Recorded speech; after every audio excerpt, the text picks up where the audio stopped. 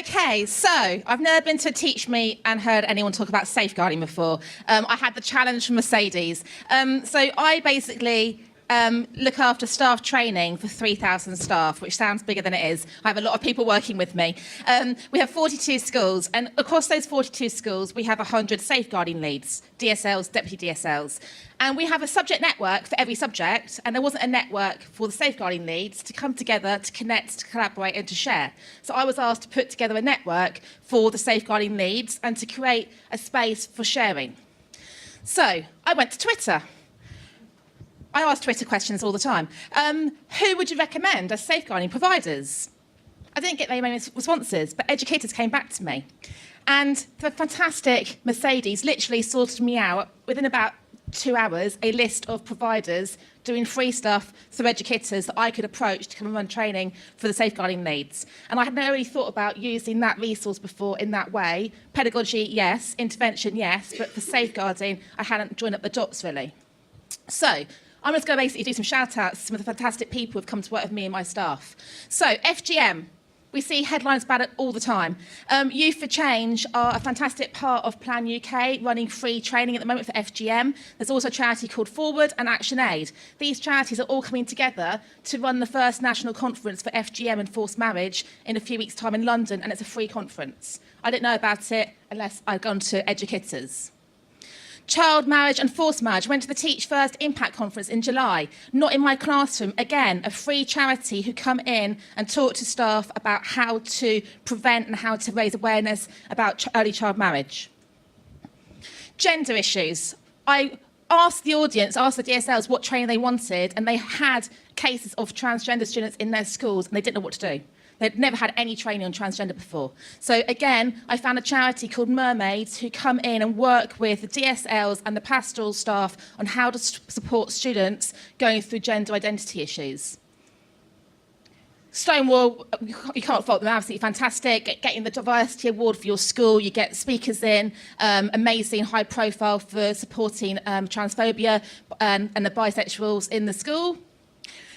Mental health. So, the Charlie Waller Memorial Trust, it made me think of you, Mark, actually. It was a dad who lost his son who set up a charity to support people with mental health because basically that boy committed suicide because it hadn't been detected. He didn't have any support at school. So this charity is absolutely fantastic. Dr. Pookie Knight-Smith, I think she rivals Mark. She's got about 20,000 followers on Twitter. She just shares stuff all the time to do with mental health. She has launched a free book club for mental health. If you join up for it, you get a free book sent to you every month, and there's an online chat on Twitter about mental health.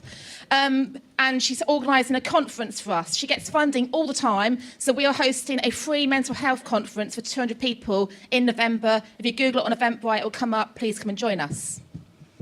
Wellbeing. I went to the first mental health Teach Meet back in May. If you haven't heard of the Magna Carta School, please look them up.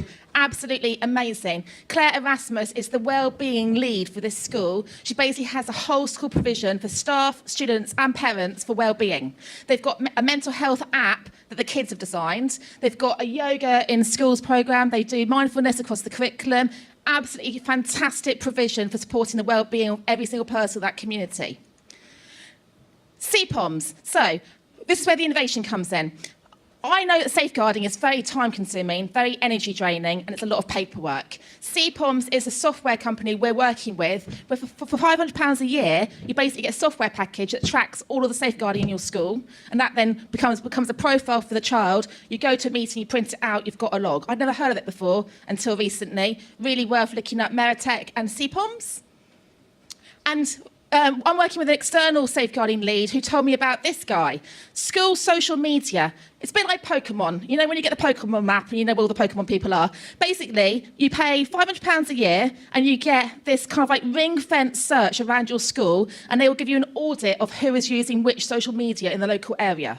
Fantastic way to track who is on what, particularly when you've got a school where phones are allowed, but every single kid in the school's got a phone in their bag doing stuff they shouldn't be doing. And sometimes the staff as well.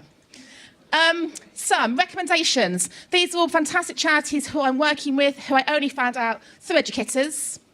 And if you do one thing tonight, please follow these 3 people on Twitter, Dr. Pookie Knightsmith, Claire Erasmus and Anne-Marie Christian. What they don't know about wellbeing, safeguarding and mental health, I don't think there's anyone else out there. I get all my stuff from them, basically. And there's loads of free training happening. So when you get this PowerPoint, please look up these free events that we're hosting at our various academies across London. And that is done, and I've saved you 2 minutes.